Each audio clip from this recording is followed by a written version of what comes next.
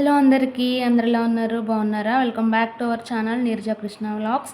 ఈరోజు మీకు రిపోర్ట్స్ అనేది మనం జనరల్గా బాడీ చెకప్స్ చేయించుకుంటూ ఉంటారు. లేదంటే ఏమన్నా ప్రాబ్లమ్ వస్తే కనుక ఇలా టెస్టులు చేయించుకుంటూ ఉంటారు కదా. డాక్టర్ దగ్గరికి వెళ్ళకుండానే మనము మన ప్రాబ్లం ఏంటి అనేది మనం తెలుసుకోవచ్చు. అది ఎలా ఏంటి అనేది రిపోర్ట్స్ అనేది ఏ విధంగా చూడాలి, మనకు ఎలా అర్థమవుతుంది అని చెప్పి ఈ వీడియోలో మీకు చెప్పబోతున్నాను. ముందుగా మన బ్లడ్ శాంపిల్ తీసుకుంటే అసలు హీమోగ్లోబిన్ ఎంత ఉంది ఇవంతా చెక్ చేస్తారు కదా. సో దానికి మనం ఎలా తీసుకోవాలంటే ఇక్కడ హీమోగ్లోబిన్ అనేది రిజల్ట్ మన బ్లడ్ శాంపిల్ తీసుకున్నాక దానిలో టెస్ట్ చేశాక ఈ రిపోర్ట్స్ రిజల్ట్ అనేది ఈ విధంగా వచ్చిందనమాట. పారామీటర్స్ అంటే మన బ్లడ్లో ఏమేమి ఉంటాయి, వాటిని మనం ఏ ఎలిమెంట్స్ని టెస్ట్ చేశారు అనే దాని గురించి ఇవి lymphocytes, white blood cells, red blood cells ఇవన్నీ ఉంటాయి కదా. సో అదంతా ఇదనమాట. సెల్స్ గురించి బ్లడ్లో ఉన్న ప్రాపర్టీస్ అంతా ఇవి. అండ్ అలానే రిజల్ట్ కింద వచ్చేసరికి మన బ్లడ్ శాంపిల్ తీసుకున్నాక వాళ్ళు టెస్ట్ చేశాక వచ్చిన రిజల్ట్ అనమాట ఇది. అండ్ అలానే రిఫరెన్స్ రేంజ్ జనరల్గా లేడీస్కి ఒక విధంగా ఉంటుంది, అండ్ అలానే జెంట్స్కి ఒక విధంగా ఉంటుంది ఈ రిఫరెన్స్ రేంజ్ అనేది.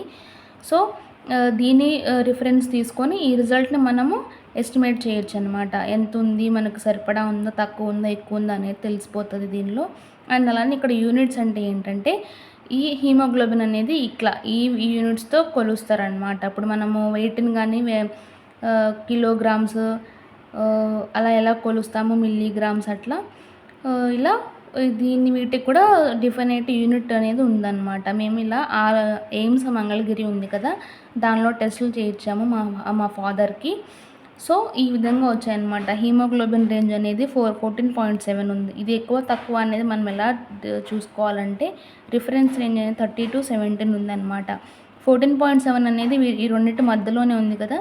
సో మనకి కావాల్సినంత ఉంది, తక్కువ లేదు, అలా అని ఎక్కువ కూడా లేదు. ఇంత అయితే సరిపోతుంది అనమాట.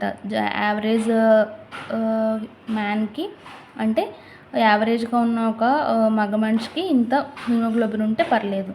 అండ్ అలానే ఆర్బీసీ ఇవన్నీ బ్లడ్లో ఉన్న ప్రాపర్టీస్ అన్నమాట. రెడ్ బ్లడ్ సెల్స్లో ఇవన్నీ ఉంటాయి కదా, వాటి కౌంట్ అనేది కూడా వీటి మధ్య యావరేజ్గా ఉంది, చూస్తున్నారు కదా. సో ఇలా ఉండాలి.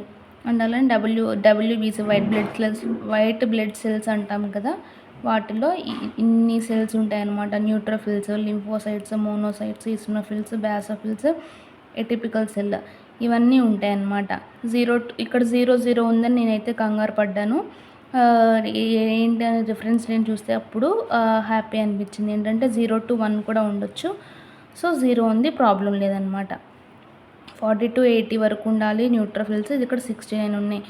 ఫీవర్ వచ్చిన వాళ్ళు, ఏమైనా డల్గా నీరసంగా ఉన్న వాళ్ళకి డబ్ల్యూబీసీ కౌంట్ అనేది తగ్గిపోతూ ఉంటుంది అనమాట. అదే కణాలు తగ్గిపోయిన ఫీవర్ వచ్చిందని అంటారు కదా. సో అది అక్కడ ఈ టెస్ట్ అనేది మనకు బాగా యూజ్ అవుతుంది. లింఫోసైట్స్ అనేవి 20 to 40 రేంజ్లో ఉండాలి, 17 ఉన్నాయి. ఇది ఒక్కటే కొంచెం తక్కువ ఉన్నట్టు అనిపించింది, బట్ అంత తక్కువ ఏం కాదు, పర్లేదని చెప్పారు డాక్టర్ అయితే. ఇంకా మోనోసైట్స్ అనేవి 2 to 10 ఉండాలి, ఇక్కడ 11 ఉన్నాయి. ఒకటి ఎక్కువ ఉంది, ప్రాబ్లం లేదు. ఒకటి అరా ఎక్కువ ఉన్న తక్కువ ఉన్న ప్రాబ్లం లేదండి. ఇంకా ఇవన్నీ ఇట్లా ఇవి కూడా ఈ రిపోర్ట్ అంతా నార్మల్గానే వచ్చిందని నేను చూసాక నాకే అర్థమైపోయింది. డాక్టర్ వరకు కూడా వెళ్ళక్కర్లేదు. సో ఇదంతా కూడా నార్మల్గానే వచ్చేసింది. ఇప్పుడు ఇది బ్లడ్ రిపోర్ట్ అనమాట. ఆర్బీసీ, డబ్ల్యూబీసీ ఎలా ఉన్నాయి, సెల్స్ ఎలా ఉన్నాయి అదంతా. ఇంకా వేరే టెస్టులు కూడా చేశారు, అవేంటో చూపిస్తాను. ఈసారి ఇది వచ్చేసి ఏంటంటే షుగర్ లెవెల్స్ ఉంటాయి కదా, మన బ్లడ్లో షుగర్ లెవెల్స్ ఎలా ఉన్నాయి ఏంటనేది ఆ షుగర్ టెస్ట్ కూడా చేశారు. బీపీ కూడా జనరల్గా చూసారంటే అది యావరేజ్గా 120/80 ఉండాలి కదా, అది 130 to 140 అలా ఉంది. సో బీపీ కూడా నార్మల్గానే ఉంది, అంత పెద్ద ప్రాబ్లం ఏం లేదు. మా ఫాదర్ వచ్చేసి 60+ అండి. సో తన ఏజ్కి తగ్గట్టుగా నేను అంతా బాడీ చెకప్ చేయించాలి అన్నట్టుగా ఒక్కసారి ఎయిమ్స్కి తీసుకెళ్ళాను. ఎయిమ్స్లో ఓపీ ఛార్జెస్ కూడా చాలా తక్కువ. ఒకసారి మీరు కూడా వెళ్ళి మీరు చెక్ చేయించుకోండి. గ్లూకోజ్ పర్సంటేజ్ ఎంత ఉందంటే ఇక్కడ శాంపిల్ ఇన్వెస్టిగేషన్ అనేది గ్లూకోజ్ ర్యాండమ్ అనమాట. ఇది రిజల్ట్ వచ్చేసి 119 ఉంది.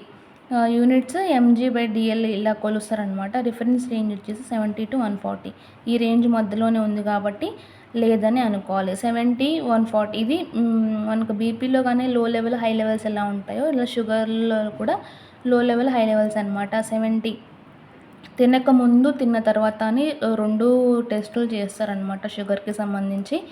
సో, దానిలో ఏంటంటే తినక ముందు 140 కన్నా తక్కువ ఉండాలి. అలాగే 70 కన్నా ఎక్కువ ఉండాలి. తిన్న తర్వాత కూడా 140 క్రాస్ అవ్వకూడదనమాట. సో, తినకముందు, తిన్న తర్వాత 2 విధాలుగా చేస్తారు. ఇక్కడ ఈ రిపోర్ట్ కూడా దేవుడి దయ వల్ల అంతా నార్మలే వచ్చేసింది. చూసారు కదా. అండ్ నెక్స్ట్ టెస్ట్ వచ్చేసి హెచ్సివి అంటే హెపటైటిస్ అనే వైరస్ ఉంటుంది కదా, ఆ టెస్ట్ కూడా చేశారనమాట. బ్లడ్ శాంపిల్తో ఆ టెస్ట్ కూడా చేయడం జరిగింది. ఇక్కడ టెస్ట్ నేమ్ వచ్చేసి ర్యాపిడ్ హెచ్సివి టెస్ట్. అంటే హెపటైటిస్ ఇక్కడ చూడండి, హెపటైటిస్ సి వైరల్ ఇన్ఫెక్షన్. కొంచెం స్మోకింగ్ అలా ఉన్న వాళ్ళకి ఈ టెస్ట్ అనేది చేస్తూ ఉంటారనమాట. ఈ వైరస్ ఇన్ఫెక్షన్ ఉందా లేదా తెలుసుకోవడం కోసం అని చెప్పి ప్రిన్సిపల్ లాటరల్ ఫ్లో ఇమ్యూనోక్రోమటోగ్రఫీ టెస్ట్ అనమాట. ప్రిన్సిపల్ అంటే దీనికోసం ఈ ఇమ్యూనోక్రోమటోగ్రఫీ అని ఉంది కదా, లాటరల్ ఫ్లో, దీనికోసం అనేది ఈ టెస్ట్ చేయడం జరిగింది. రిజల్ట్ నాన్ రియాక్టివే వచ్చింది. ఒకవేళ పాజిటివ్ అయితే కనుక ఇక్కడ రియాక్టివ్ అని వస్తుంది అనమాట. నాన్ రియాక్టివే వచ్చింది కాబట్టి ప్రాబ్లం లేదు. ఇది కూడా మనకి ఫేవర్గానే వచ్చిందని చెప్పుకోవచ్చు. అండ్ అలానే ఇంకొక టెస్ట్ వచ్చేసి కిడ్నీస్కి రిలేటెడ్ అనమాట. మన కిడ్నీస్లో సీరం క్రియాటిన్ లెవెల్ అనేది ఎంత ఉంది అని తెలుసుకోవాలంటే ఈ టెస్ట్ చేయించుకోమని చెప్పారు. అంటే కిడ్నీస్ ఫంక్షనింగ్ అనేది నార్మల్గా ఉందా లేదా, ఏమైనా ఇష్యూస్ ఉన్నాయా అనేది ఈ టెస్ట్ వల్ల తెలిసిపోతుంది అనమాట. డయాలసిస్ పేషెంట్స్ ఉంటారు కదా, వాళ్ళకు కూడా ఈ టెస్ట్ అనేది కంపల్సరీ చేస్తారనమాట. సో, ఇక్కడ సీరం క్రియాటిన్ అనేది మనకి ఇన్వెస్టిగేషన్ దీనికోసం చేస్తున్నారు. అండ్ అలానే రిజల్ట్ అనేది 1.0 వచ్చింది. దీని రిఫరెన్స్ రేంజ్ వచ్చేసి 0.711 to 1.16 అనమాట. ఈ రేంజ్ మధ్యలో ఉండాలి. మనకి 1 వచ్చింది. సో, కిడ్నీస్ ఫంక్షనింగ్ కూడా చాలా బాగుందన్నమాట. కిడ్నీ ఫెయిల్యూర్ వాళ్ళకైతే ఈ రిఫరెన్స్ రేంజ్కి మించి ఉంటుంది, లేదంటే రిఫరెన్స్ రేంజ్కి తక్కువ ఉంటుంది. సో, దాన్ని చూసుకొని మనం దానికి తగ్గట్టుగా డాక్టర్స్ అయినా మెడికేషన్ ఇవ్వడానికి ప్రయత్నిస్తారు. లేదంటే మెడికేషన్ వల్ల కూడా కాకపోతే డయాలసిస్లోకి పెట్టేస్తారు అనమాట. డయాలసిస్ అంటే ఏంటంటే మన బ్లడ్ని మన కిడ్నీస్ ఫంక్షనింగ్ ఏంటి, మన బాడీలో ఉన్న ఇంప్యూరిటీస్ అంటే మన బ్లడ్లో ఉన్న ఇంప్యూరిటీస్ అన్నిటినీ ప్యూరిఫై చేస్తుంది అనమాట. మలినాలని తొలగిస్తుంది అంటారు కదా, సో అది దాని ఫంక్షనింగ్ అది.